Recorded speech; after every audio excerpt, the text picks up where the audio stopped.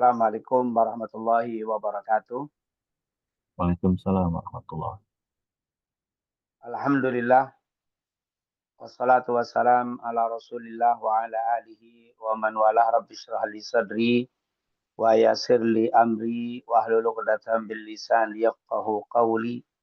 Subhanaka la ilma lana illa ma 'allamtana innaka antal alimul hakim. Amma ba'd. Segala puja dan puji kehadirat Allah, salawat serta salam kepada junjungan kita Nabi Muhammad sallallahu alaihi wa alihi wasallam, para keluarga, sahabat, tabi'in, serta seluruh umat yang selalu beristiqamah mengikuti sunnah-sunnahnya hingga yaumul qiyamah.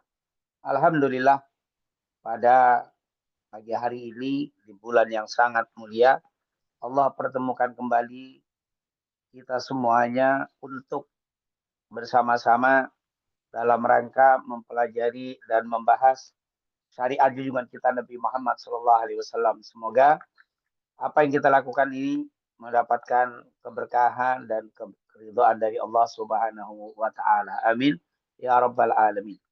Di kesempatan yang mulia ini, di bulan yang mulia ini kembali kita akan membahas yaitu tentang bulan Ramadan yang selain kita membahas kajian lanjutan kita dari surat Al-Baqarah di 184 juga kita kaitkan dengan tema kita yaitu puasa atau mempuasakan mata, telinga, dan juga mulut kita. Artinya memang di dalam berpuasa seperti yang sudah kita jelaskan pada pertemuan sebelumnya, as-saum atau asyam di dalam bahasa terjemahannya adalah al-imsak, yaitu menahan. Di dalam istilah fikihnya yaitu al-imsaku anil mufattirat min tulu'il fajri ila ghulubi syams. Menahan segala perkara hal-hal yang dapat membatalkan puasa min tulu'il fajri dari waktu terbit fajar ila ghurubi syams sampai terbenam matahari. Tentunya dari definisi puasa itu maka dapat dikatakan bahwa puasa itu selain menahan dari hal-hal yang membatalkan puasa, tentunya juga harus menahan dari hal-hal yang dapat mengurangi pahala puasa itu sendiri. Karena memang pada hakikatnya kita ini berpuasa bukan hanya sekedar menahan lapar dan haus, tetapi juga menahan dari semua hal-hal yang diharamkan oleh Allah Subhanahu wa taala. Bahkan para ulama mengatakan kalau makanan yang halal, minuman yang halal di saat kita berpuasa, kita diperintahkan untuk menjauhinya, untuk tidak kita makan, padahal makanan itu halal. Padahal minuman itu halal, tidak boleh kita minum saat kita berpuasa. Bagaimana dengan hal-hal yang haram? Yang halal saja tidak diperbolehkan, apalagi yang haram. Oleh karena itu, ketika kita berpuasa, memang kita di dalam bahasa fikihnya itu dilarang melakukan sesuatu yang dapat membatalkan puasa. Disebutkan di situ makan, minum, berhubungan dengan istri atau suami, itu adalah hal yang dilarang dan itu membatalkan puasa. Padahal yang disebutkan tadi semua itu halal. Makan itu halal, minum itu halal, artinya makan makanan halal, minum yang halal itu halal.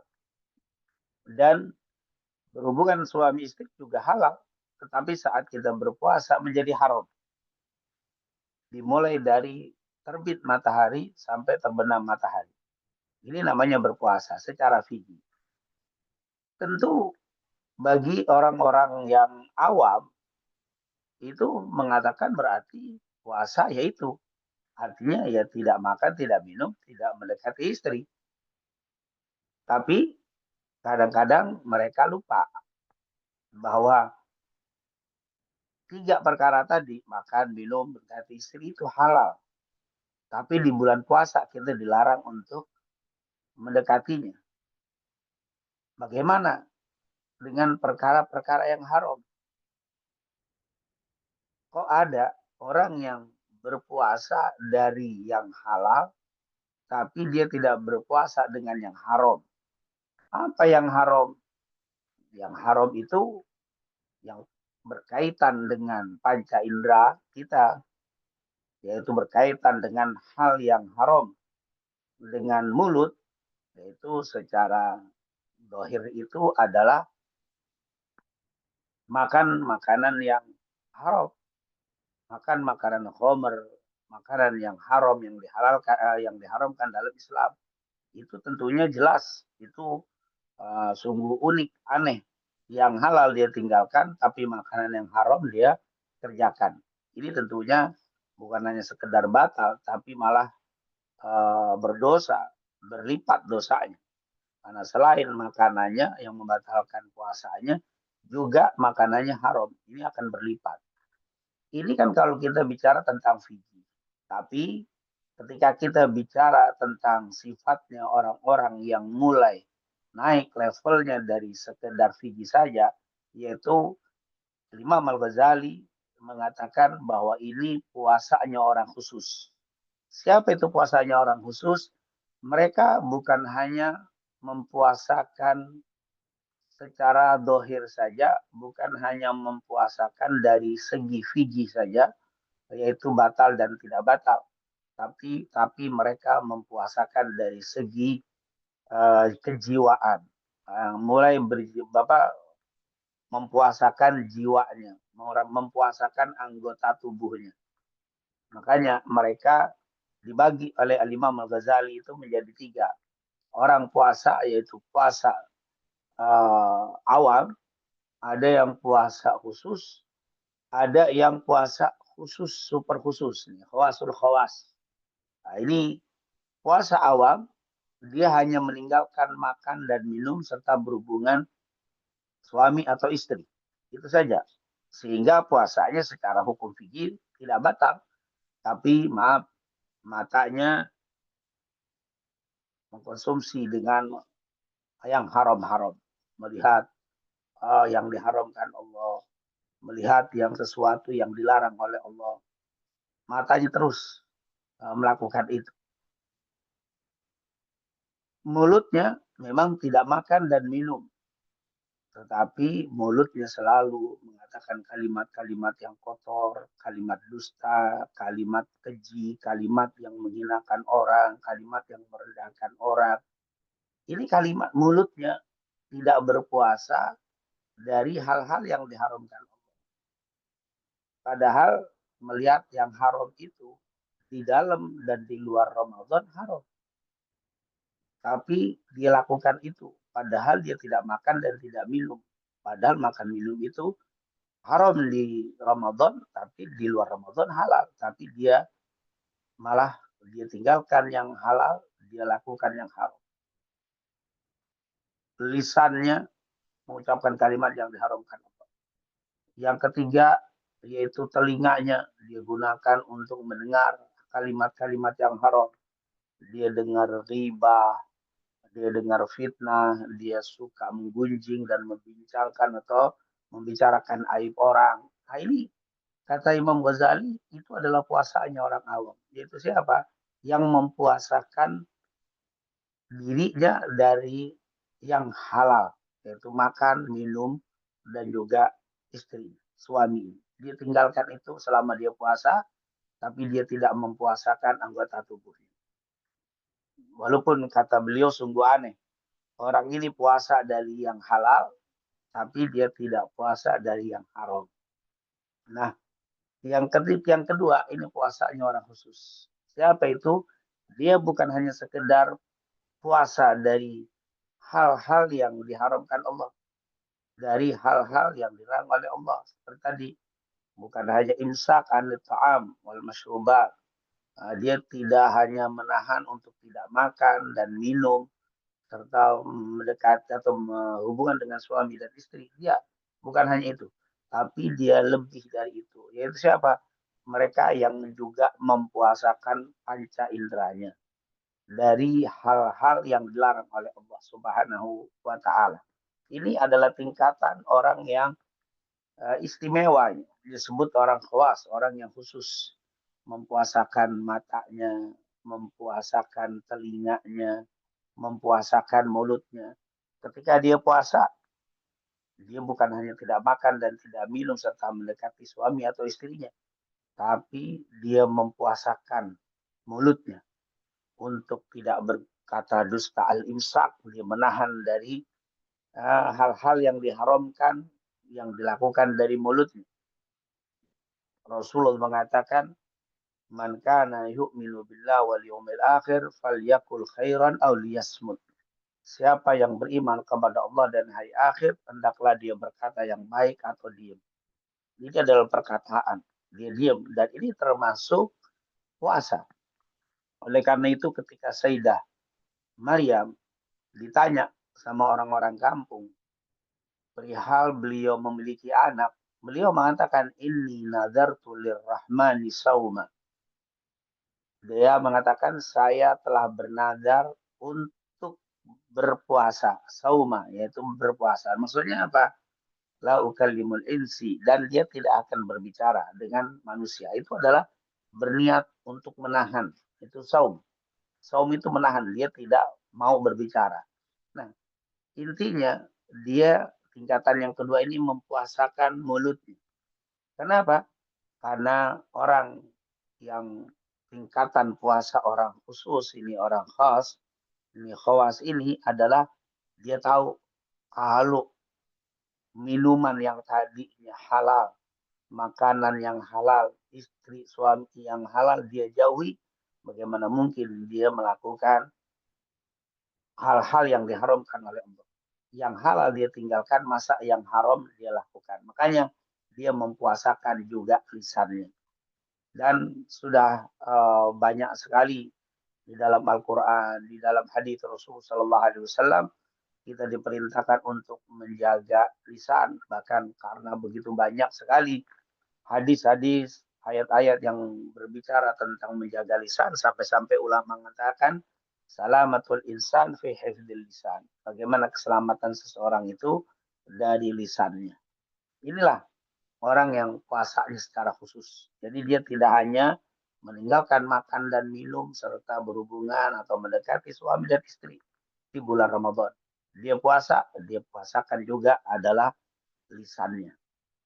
Yang kedua, yaitu mempuasakan matanya. Karena kita tahu begitu banyak ayat Al-Quran yang memerintahkan kepada kita untuk menjaga lisan dan juga menjaga pandangan. Seperti dalam surat An-Nur di ayat 30. Kullil mu'minina yaghuddu min absarihim wa yahfadhu furujahum. Dzalika azka lahum. Innallaha khabirum bima yasna'un. Wa kullil mu'minati yaghdudna min absarihinna wa yahfadna furujahunna wa la yubdina zinatahunna illa ma dhahara minha. Ini tentunya jelas di dalam surat An-Nur ayat 30 dan 31. Allah berfirman, "Kullil mu'minin," katakan kepada orang-orang mukmin laki-laki itu. Untuk apa? Yaghuddu, yaitu untuk yaghuddu min absarihim, yaitu untuk menjaga, yaitu pandangan-pandangan mereka, wa yahfadhu furujahum, dan menjaga kesucian mereka. Yaitu hendaklah laki-laki menjaga pandangan dan kemaluannya, jaga kesucian dirinya. Dzalika azkalahum innallaha khabirum bima yasnaun. Dan perintah ini juga berlaku untuk kaum wanita. Wa kullil mu'minati yaghdudna min absarihinna wa yahfadna furujahunna wa la yubdina zinatahunna illa ma dhahara minha. Dikatakan wa kullil mu'minat, dan katakan kepada orang-orang mukminat, kepada wanita-wanita mukmin. Untuk apa? Yaghuddna min absarihinna. Untuk mereka menjaga pandangan-pandangan mereka. Wa yahfadzna, dan juga menjaga furujahunna, kemaluan mereka, kesucian mereka. Wala yubdina zinatahunna, dan jangan sekali-kali menampakkan aurat mereka illa ma dhahara minha, kecuali apa yang diperbolehkan untuk ditampakkan.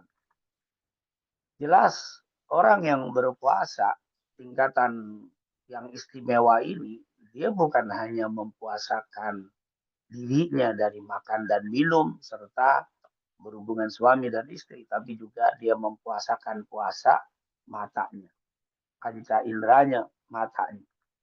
Kenapa? Karena melihat yang haram itu haram di dalam atau di luar Ramadan, saat puasa atau tidak puasa.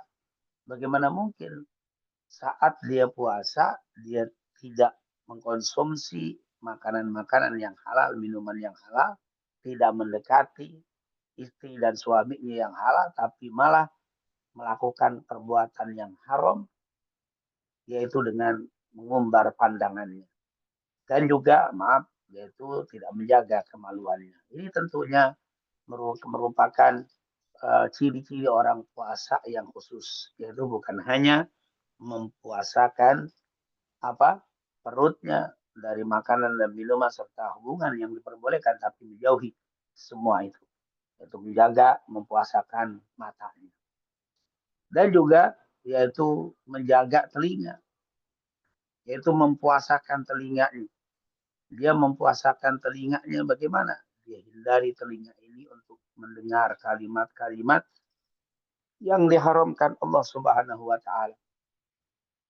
Menjauhi dari pendengaran ucapan, gunjingan,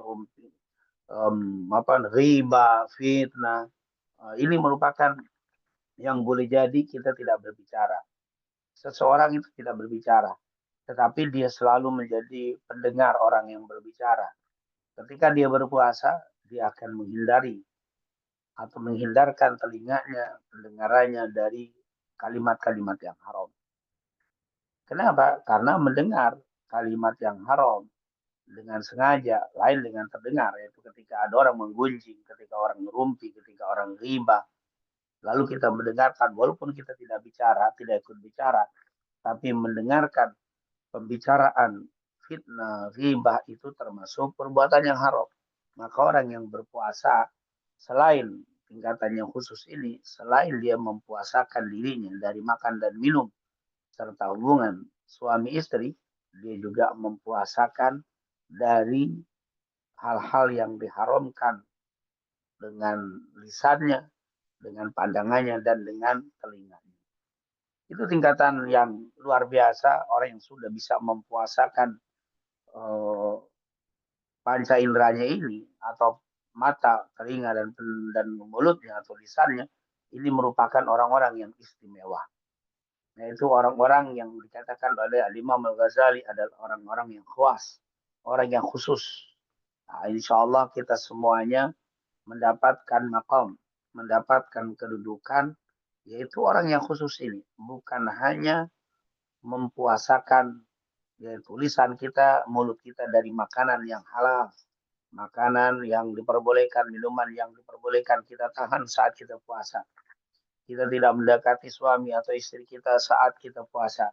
Tapi juga kita lebih dari itu, yaitu untuk mempuasakan mulut kita, untuk tidak mengucapkan kalimat-kalimat yang haram, tidak menahan pandangan kita dari pandangan-pandangan haram, juga tidak membiarkan telinga kita mendengar kalimat-kalimat yang haram. Ini adalah orang yang puasa secara khusus. Nah, kadang-kadang Imam Al-Ghazali juga menambah khawasul khawas, ditingkatkan orang yang paling tinggi. Apa itu tingkatan khawasul khawas? Kata beliau, yang mempuasakan hati. Ini bukan hanya tingkatan tidak melihat pandangan yang haram saja, tidak mengucapkan kalimat yang haram, tidak mendengar kalimat yang haram, tapi berdetak untuk terlintas di hati untuk mengucapkan itu saja, tidak. Jangankan melihat, berkeinginan untuk melihat yang haram saja tidak, itu sudah tingkatannya khawasul khawas kata beliau. Jadi tingkatannya sudah masuk ke dalam bab yang lebih lagi. Kalau kita mungkin ada keinginan, tapi kita ingat kita sedang puasa, langsung kita tahan. Ada keinginan untuk melihat yang haram, tapi karena kita sedang puasa, kita tahan pandangan kita. Ada keinginan untuk mengucapkan kalimat yang haram, tapi karena puasa kita tahan. Ada keinginan mendengar riba, mendengar namimah, mendengar apa lagi, mendengar eh, apa kalimat-kalimat yang kadang-kadang syaitan itu memasukkan kalimat itu menjadi nikmat ketika membicarakan aib orang, ketika fitnah. Ada keinginan, tapi kita tahan karena kita sedang berpuasa. Itu dikatakan khawas. Tapi kalau khawasul khawas, kata beliau, keinginan saja dia tahan.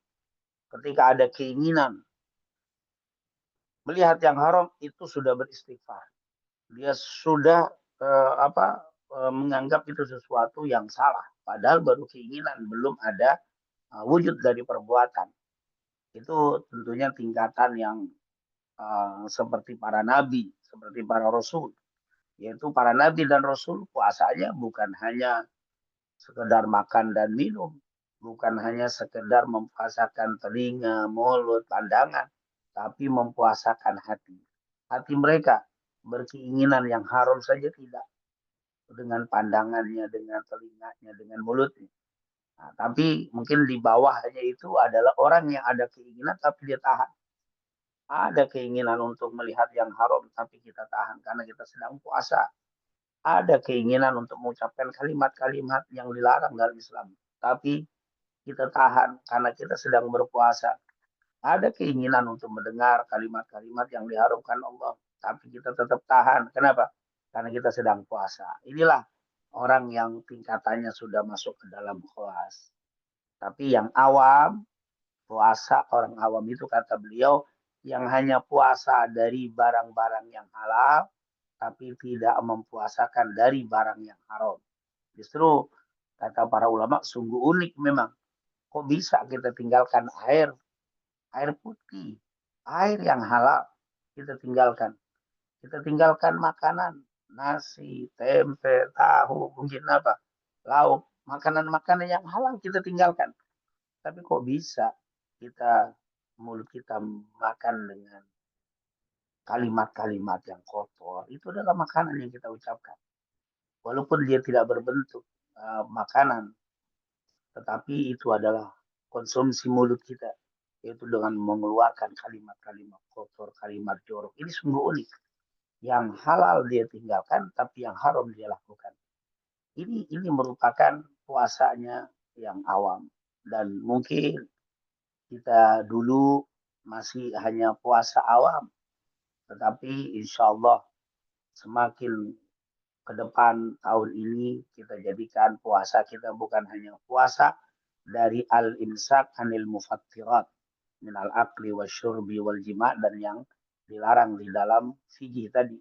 Semoga kita tidak jadikan puasa kita tahun ini hanya puasa dari hal-hal yang membatalkan puasa kita dengan makan dan minum atau al-jima' atau berhubungan suami istri. Tapi kita lebih mempuasakan mulut kita, pandangan kita, mata dan telinga kita.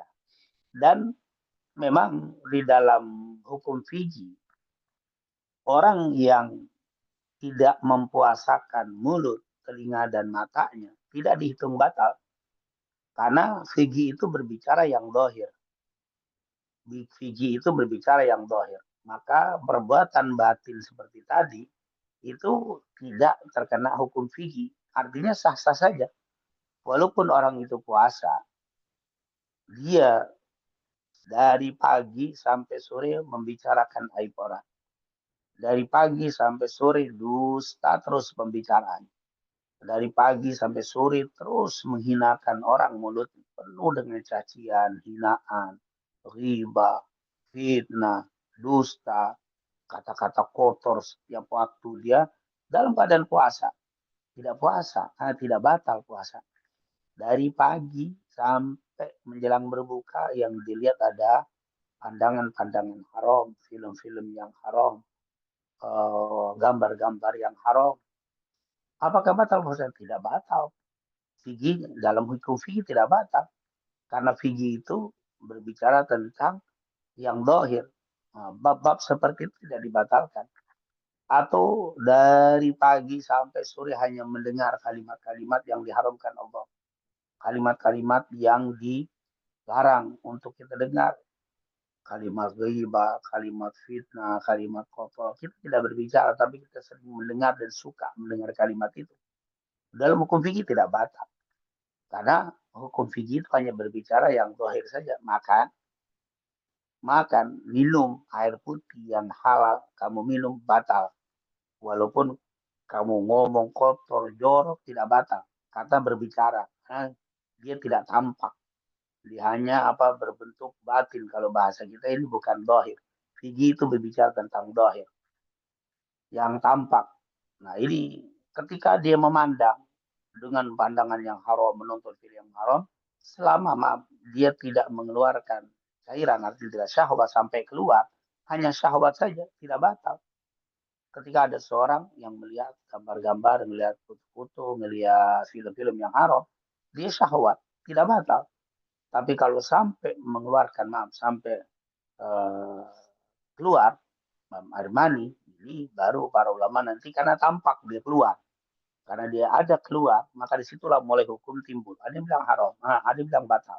Karena keluar. Tapi kalau dia tidak keluar, hanya syahwat saja, tidak kena hukum gigi batal. Tidak ada hukum giginya batal. Walaupun dia nggak syahwat sampai syahwat bagaimana, tidak. Tetapi kalau sudah keluar, nah itu lain lagi karena sudah tampak keluar air mani. Maka di sini mulai berbicara hukum batal. Begitu juga mendengar. Karena sifatnya tidak ada sesuatu yang tampak, maka tidak kena hukum gigi. Jadi hukum fikih tetap tidak batal. Walaupun tentunya walaupun tidak batal secara syariat yang wajib dikodok karena tidak batal. Tadi dia puasa seharian dia melakukan maksiat dengan lisannya, maksiat dengan matanya, maksiat dengan telinganya. Satu hari full dia melakukan itu tidak wajib dikodok. Sepakat ulama fikih. Tidak ada yang menganggap puasanya batal harus dikodok di hari lain. Tidak ada. Tetapi sepakat juga para ulama bahwa orang yang tidak mempuasakan mulutnya, tidak mempuasakan telinganya, tidak mempuasakan pendengarannya, maka itu akan mengurangi pahala-pahala puasanya, merontokkan pahala-pahala puasanya. Maka ada kalimat, walaupun ini hadisnya dilemahkan, artinya sanadnya lemah, tapi maknanya sahih. Dikatakan kam min shaimin laisa lahu min siyabihi illa al-ju' wal atas. Berapa banyak orang yang puasa yang dia tidak mendapatkan pahala dari puasa itu kecuali lapar dan haus. Ini adalah orang-orang yang puasanya tidak batal tapi pahalanya tidak dapat. Siapa itu? Mereka yang tidak mempuasakan lisannya, mereka yang tidak mempuasakan pandangannya, matanya, mereka tidak mempuasakan telinga, pendengarannya, maka ini adalah termasuk orang yang menunaikan kewajiban puasa secara fikih, tapi secara hakikatnya dia tidak mendapatkan keutamaan puasa itu sendiri. Hanya sekedar menggugurkan, tapi keutamaan puasa dia tidak memperolehnya. Nah ini tentunya kalau kita membaca cerita-cerita para ulama salaf, mereka luar biasa. Mereka itu termasuk kebanyakan ulama salaf itu termasuk golongan yaitu khuas orang-orang yang khusus, bukan hanya sekedar mempuasakan perutnya dari makan dan minum atau kemaluannya dari hubungan suami istri, tapi mereka lebih dari itu, yaitu mereka mempuasakan pandangan mereka, telinga mereka, dan juga mulut mereka. Insya Allah kita semuanya dimasukkan dari golongan orang-orang yang khawas, yaitu orang-orang yang khusus, yang tidak hanya mempuasakan, tidak hanya menjadikan puasa kita menahan dari makan dan minum, dari hal-hal yang dihalalkan Allah, tapi juga lebih dari itu. Kalau yang halal kita bisa meninggalkan, insya Allah kita akan meninggalkan yang diharamkan oleh Allah SWT. dari pandangan, lisan, dan juga pendengaran kita. Insya Allah. Amin. Amin ya Rabbal Alamin. Mungkin itu sebagai mukaddimah atau pembahasan kita di hari ini. Mungkin saya lihat ada beberapa jamaah yang ingin bertanya atau sudah memberikan pertanyaan. Kami persilakan. Baik, Ustadz, jazakallahu atas materi yang disampaikan. Alhamdulillah masih ada waktu sekitar 18 menit lagi, Ustadz. Izin ada pertanyaan dari Mas Ewit, Ustadz, di chat Zoom. Izin saya bacakan. Ustadz, izin bertanya tentang muamalah. Mungkin di luar tema saat ini, Ustadz. Kalau ada kebijakan suatu perusahaan yang merugikan konsumennya, apakah semua pegawai perusahaan itu ikut menanggung dosanya, Ustadz? Tafadhol, Ustadz.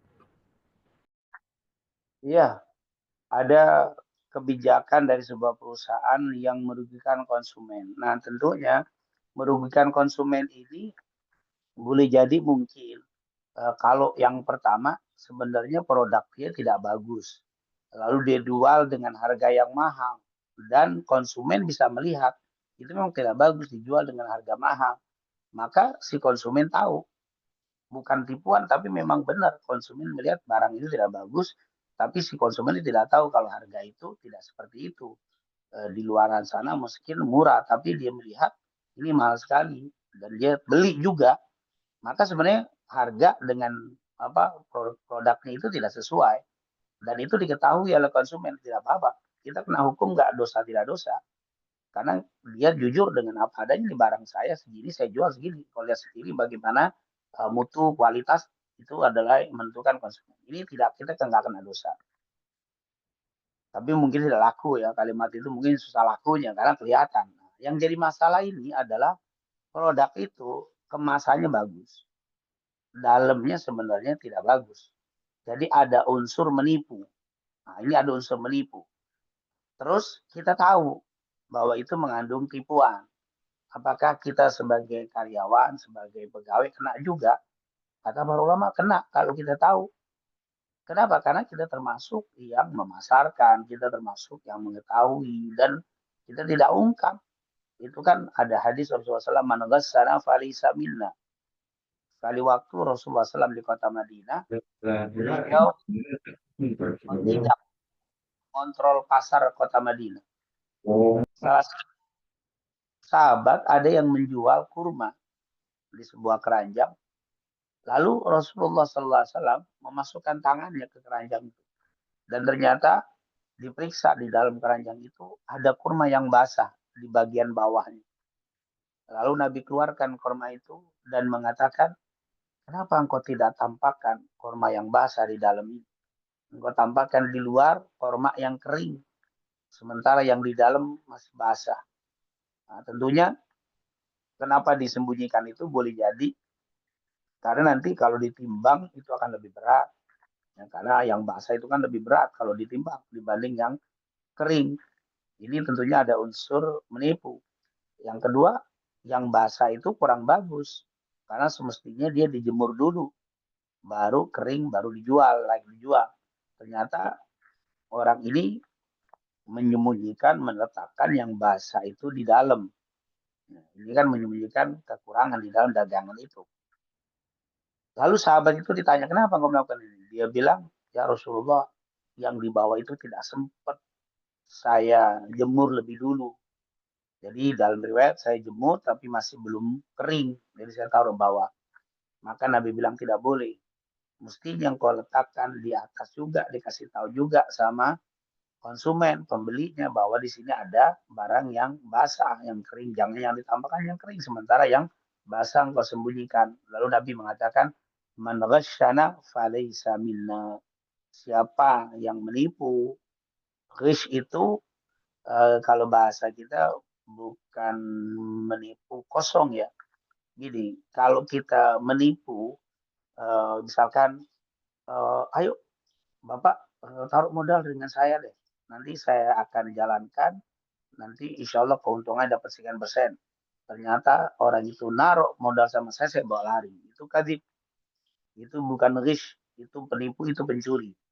Tapi kalau risk itu, Bapak taruh juga modal ke saya 100 juta, nanti insya Allah kita putar, nanti keuntungan kita bagi 50%. Betul, dia taruh 100 juta, kita kerjakan, setelah dapat untungnya misalkan 10 juta.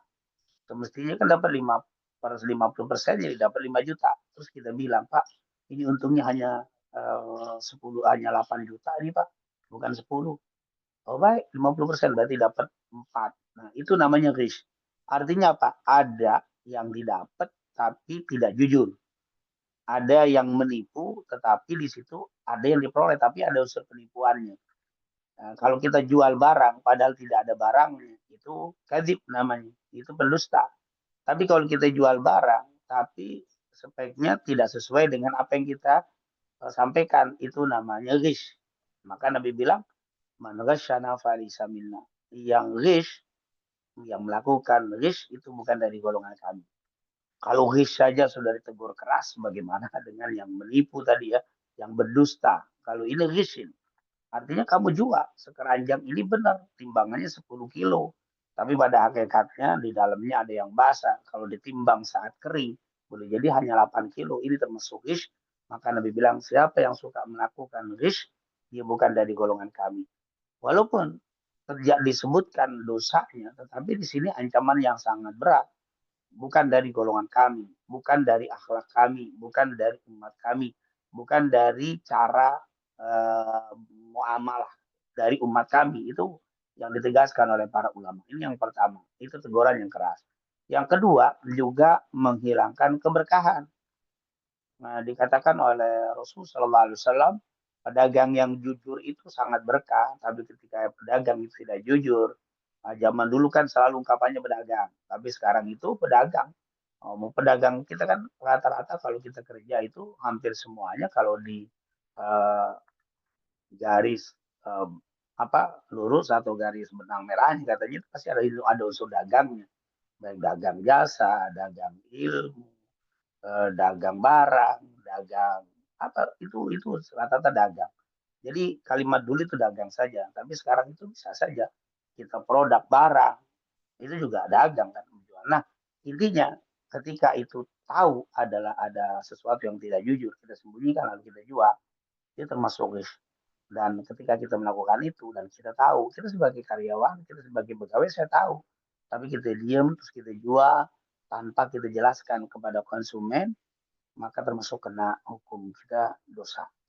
Lalu bagaimana Ustaz? Kalau ini produk seperti itu saya mau jual, maka mesti kita memberitahukan kepada konsumen tadi, ini Pak, memang pabriknya begini, tapi ada kelemahannya, tapi nggak tanpa kita bicarakan, kita beritahukan. Nah, ternyata orang itu masih mau beli, ya sudah kita nggak kena hukum. Tapi kalau kita jual, walaupun saya cuma hanya sebagai pemasaran, tapi saya tahu itu ada risk kita jual tetap kita kena hukum dosa. Wallahu a'lam bishawab. Baik, Ustadz, jazakallahu atas jawaban yang disampaikan. Mungkin sambil menunggu pertanyaan dari jamaah yang lain, Ustadz, izin bertanya, Ustadz. Tadi disampaikan terkait dengan kita puasa lisan, pendengaran, dan mata, Ustadz. Mungkin bagi saya untuk puasa lisan ataupun mata itu mungkin bisa dikontrol, Ustadz ya. Karena kita punya ini ya, punya kekuatan untuk mengontrol lisan dan mata. Cuma kadang untuk pendengaran itu, Ustadz, kadang ketika kita dalam suatu kelompok ataupun duduk di tempat itu kan terdengar kata-kata yang mungkin tidak pantas ataupun gibah itu kemudian orang, Ustaz. Apakah ketika kita misalkan di situ hanya mendengarkan, tidak tidak menggubris ataupun tidak merespon pembicaraan itu, apakah itu termasuk dalam puasa yang pendengaran atau tidak, Ustaz, gitu? Mungkin itu, Ustaz, jawab pertanyaan dari saya, Ustaz.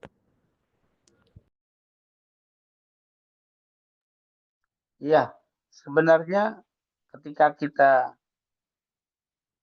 mempuasakan telinga atau pendengaran, itu yang akan kena dihitung tercela atau dihitung tidak mempuasakan pendengaran itu ketika dia mendengar dengan sengaja.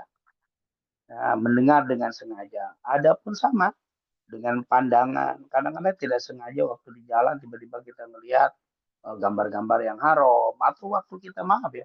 Kadang-kadang ketika kita buka HP itu kan tiba-tiba misalkan saya sendiri misalkan sedang dapat jadwal dari satu masjid.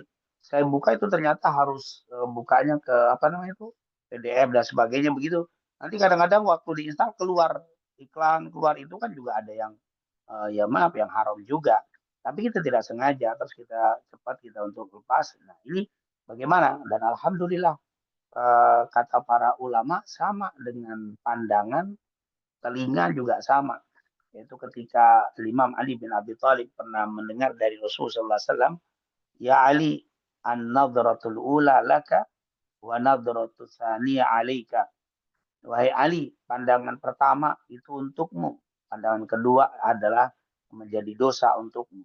Artinya, maksudnya ketika kita tidak sengaja, kita mendengar, kita melihat, maka itu laka. Itu bukan sesuatu yang dosa untuk. Tetapi kalau sudah pendengaran pandangan kedua itu dosa. Maksudnya apa? Pandangan yang disengaja, pendengaran yang disengaja itu baru terkena dosa. Tapi ketika dia tidak disengaja, kita duduk di satu kumpulan, tiba-tiba orang itu membicarakan fulan, ibn fulan, dibicarakan di ribahi dan seterusnya. Tentunya kita tidak suka. Nah, di sini dikatakan apa? Kita duduk, kita tidak menyangka di situ berbicara tentang aib orang, tentang memfitnah orang. Maka ini sebenarnya diharamkan. Tetapi yang pertama, kita tidak sengaja duduk di tempat itu. Maka kita tidak termasuk kena dosa di dalam duduknya kita bila tentunya kan tidak sengaja terdengar harus ngomongin orang itu akan terhindar dari dosa tidak termasuk sengaja dengan yang pertama kalau ada tempat lain dia harusnya pindah di tempat lain.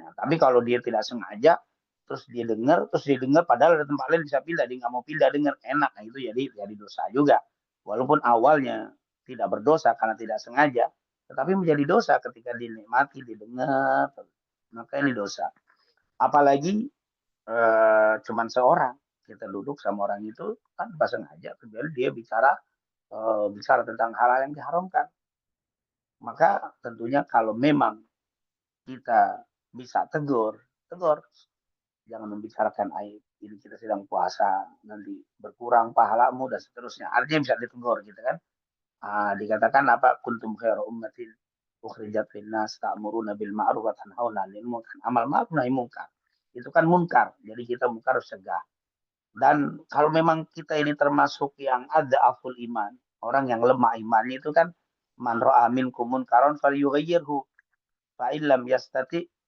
yaitu fa'in kan man ra'a minkum munkaran falyughayyirhu bi yadihi fa illam yastati fa bi lisanihi fa illam yastati fa bi qalbi wa dzalika adaful iman.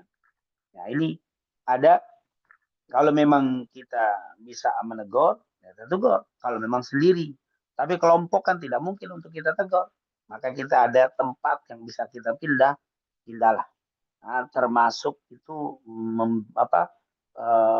menghindarkan kemungkaran. Nah, jadi kita tidak termasuk kena dosa bila ada tempat lain kita pindah. Atau tidak ada tempat lain, Ustaz. Maka di sini kita tegur. Tidak bisa menegur, maka dikatakan menjadi adaful iman. Kita duduk di tempat itu, tapi hati mengingkarinya. Seperti yang dikatakan, man ra'a minkum munkaran falyughayyirhu biyadihi. Wa illam yastati fa bilisani wa illam yastati fa biqalbi. Wa dzalika adaful iman. Kita duduk, kita nggak bisa pindah, kita tidak bisa menegur, maka di hati kita tidak suka dengan kemungkaran ini. Wa dzalika adaful iman. Itulah lemah yang iman. Apa selemah-lemahnya iman. Jadi kita hadir, tapi pada hakikatnya tidak hadir. Hanya fisik kita saja yang hadir. Badan kita saja hadir di tempat itu. Tapi hati tidak hadir. Maka kata para ulama, orang yang hadir di tempat maksiat dan tidak bisa menghindari tempat itu, tapi hati tidak ridho seperti orang yang tidak hadir. Bersama dengan saya tidak hadir di tempat orang yang membicarakan aib orang tadi, tapi saya ridho, saya suka dengan kumpulan itu, maka saya seperti hadir. Kenapa badan tidak hadir tapi hati hadir? Maka innamal amalu binniyat. Innallaha la yanzuru ila suwarikum wa la ila ajsamikum walakin yanzuru ila qulubikum wa amalikum. Walaupun kita hadir di tempat tapi hati mengingkari kemungkaran di tempat itu, maka insya Allah tidak termasuk dari orang yang hadir di tempat itu. Tapi ada kumpulan yang agak jauh dari kita di sana, dia membicarakan orang. Saya tidak ikut, tapi saya suka dengan kumpulan itu, maka walaupun badanmu tidak hadir di tempat maksiat, tapi hatimu hadir, maka engkau mendapat bagian dari dosa perbuatan itu. Alhamdulillah. Jadi kita insya Allah ketika mendapati sebuah perkumpulan seperti itu, tidak bisa menghindar, tidak bisa menegur, paling tidak hati mengingkari kalimat-kalimat yang mereka ucapkan, insya Allah kita akan tidak termasuk dari yang melakukan kemaksiatan. Wallahu a'lam. Baik Ustadz, jazakallahu atas jawaban disampaikan. Izin Ustadz, mungkin satu pertanyaan lagi Ustadz, dan satu lagi ada permintaan nih dari Ibu Isti terkait dengan doa untuk mempermudah puasa gitu, doa khusus untuk mempermudah puasa. Mungkin ini ada pertanyaan dari hamba Allah Ustadz, izin saya bacakan. Izin bertanya tentang bab tadarus di bulan Ramadan. Bila mana dalam tadarus terdapat banyak kesalahan dasar dalam pembacaan oleh anggota, sementara kita punya target untuk jumlah surat bacaan Quran sampai khatam. Maka mana yang lebih afdol? Kita koreksi bacaan peserta tadarus atau terus saja dengan fokus mengejar target menyelesaikan atau khatam Quran? Apa dulu Ustaz? Iya, yang pertama luar biasa ya, memang betul bahwa Ramadan ini harus dihiasi dengan Quran. Karena memang para ulama mengatakan syahrul Ramadan alladzi unzila fihil Quran hudal linnas wa bayyinatin minal huda wal furqan. Bahwa ketika masuk bulan Ramadan, mereka menjadikan Ramadan ini sebagai bulan Quran. Oleh karena itu, di sini sangat bagus sekali untuk kita membaca Al-Quran. Dan kita lihat bagaimana para imam terdahulu, mereka itu memfokuskan Ramadan ini sebagai bulan Al-Quran. Bahkan malaikat Jibril dalam riwayat Abdullah bin Abbas, kalau bulan Ramadan itu Rasulullah mentasmi bacaan Quran dengan malaikat Jibril. Kata Abdullah bin Abbas, karena Nabi sallallahu alaihi wasallam ajwadun nas wa ajwadu ma yakunu fi Ramadan hina yalqahu Jibril wa yudarisuhul Quran. Jadi memang Ramadan ini adalah syahrul Quran. Maka Imam Abu Hanifah, Nu'man ibn Thabit yang meninggal tahun 150 Hijriah itu sebagai pendiri mazhab Hanafi, beliau mengatakan bahwa makruh bagi seorang muslimah tidak menghatamkan Al-Quran sekali di dalam Ramadan. Jadi di bulan Ramadan itu standarnya harus sekali menghatam Al-Quran. Itu kata Imam Abu Hanifah. Artinya begitu luar biasa. Nah, yang jadi masalah ketika kita membaca mungkin ada yang kurang pas ya, mungkin bacaannya masih terbata-bata. Bagaimana ketika di dalam tadarus? Ini tadarus luar biasa. Ini tadarus ini kalimat itu baru ya, kalimat tadarus. Tapi sebenarnya di dalam kebiasaan di Timur Tengah juga tadarus berlaku. Atau di Madinah kalau kita sering kumpul itu namanya tadarus, itu duduk meriung itu membaca Al-Quran bareng, satu membaca, satu menyimak, satu membaca, satu menyimak. Itu termasuk luar biasa. Jangan kita sibuk urusan ada apa tidak dalil tadarus. Tadarus itu kan sebenarnya saling menyimak, saling membenarkan, saling mengoreksi untuk membaca Al-Quran itu luar biasa. Maka itu tadarus yang sebenarnya. Tadarus bukan duduk meriung baca Quran masing-masing, bukan seperti itu. Tadarus itu satu membaca, satu menyimak, mendengarkan.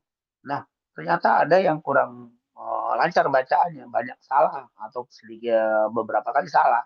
Apakah lebih bagus diingatkan, ditegur, dibenahi dulu, baru kita lanjut, tapi takut nggak mencapai target khatam. Nah, tentunya para ulama menganjurkan tetap lebih afdol di benahi dulu. Nah, kesalahan-kesalahannya harus dibetulkan. Lebih baik kita bacaannya pas, walaupun tidak khatam, daripada khatam tapi banyak salahnya. Nah, ini tentu yang dikejar itu bukan khatamnya, tapi bacaan yang bagusnya. Terutama bacaan makharijul huruf. Ya, mungkin kalau bacaan indah itu nomor 2 ya. Nah, tapi yang paling utama adalah makharijul huruf.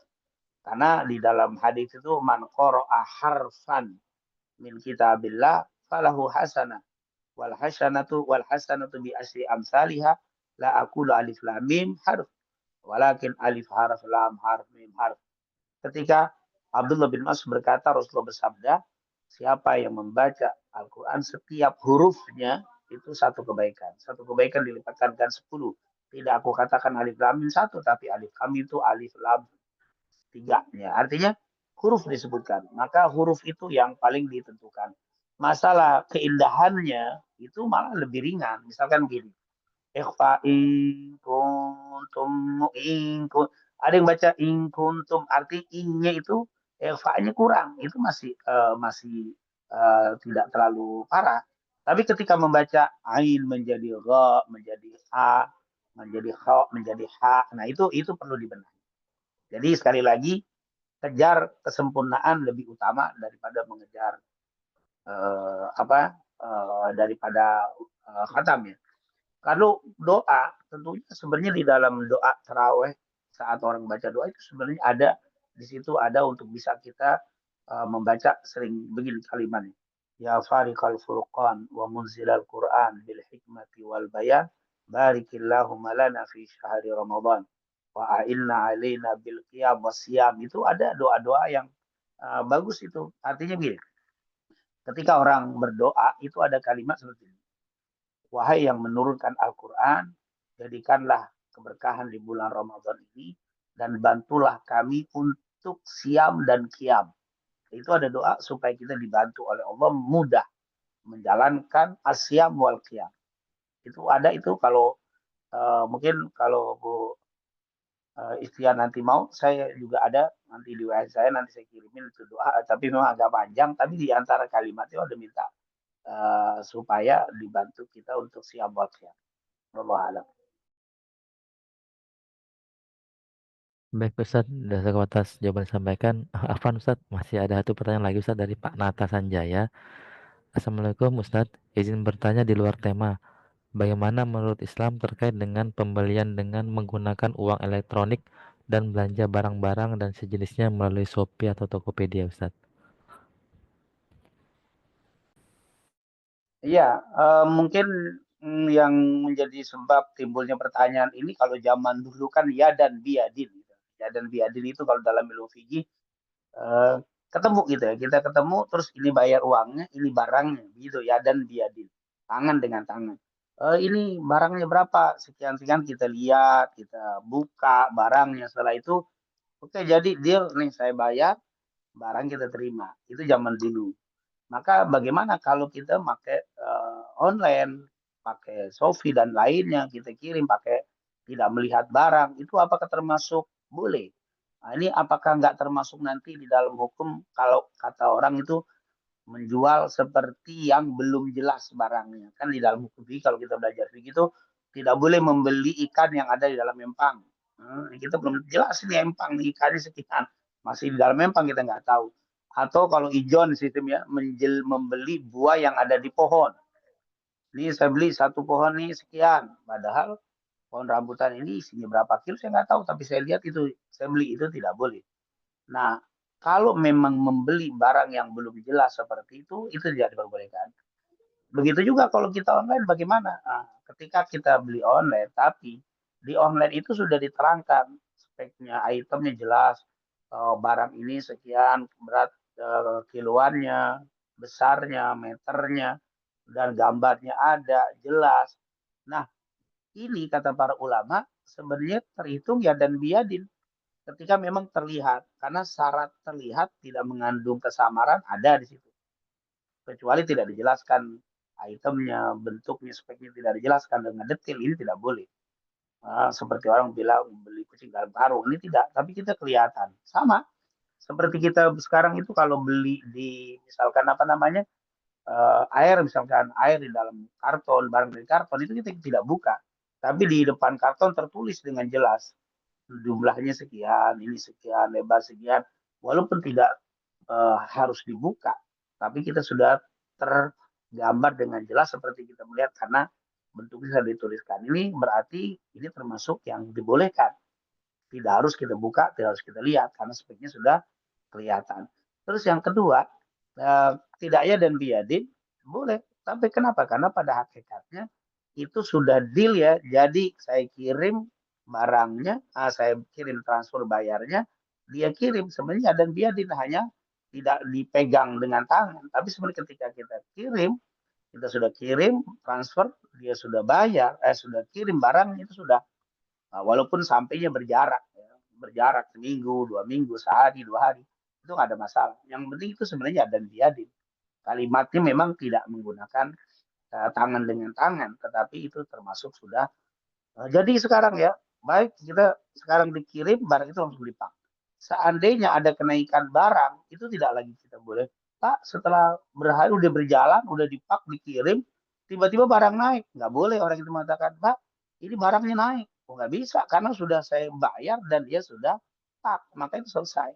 Sudah dipak semuanya, sudah dikirim, tiba-tiba ada perubahan barang, tidak berubah. Yang nggak boleh itu, makanya di sini emas. Di sini para ulama banyak mengatakan tidak boleh, karena emas itu turun naiknya cepat. Nah, kalau barang yang tadi kan tidak. Maka emas di sini kata para ulama tidak boleh ada berjarak. Boleh jadi ya, nanti saya kirim, besok saya kirim barangnya. Itu tidak boleh kalau dalam bab emas. Karena hari ini berbeda dengan besok barangnya.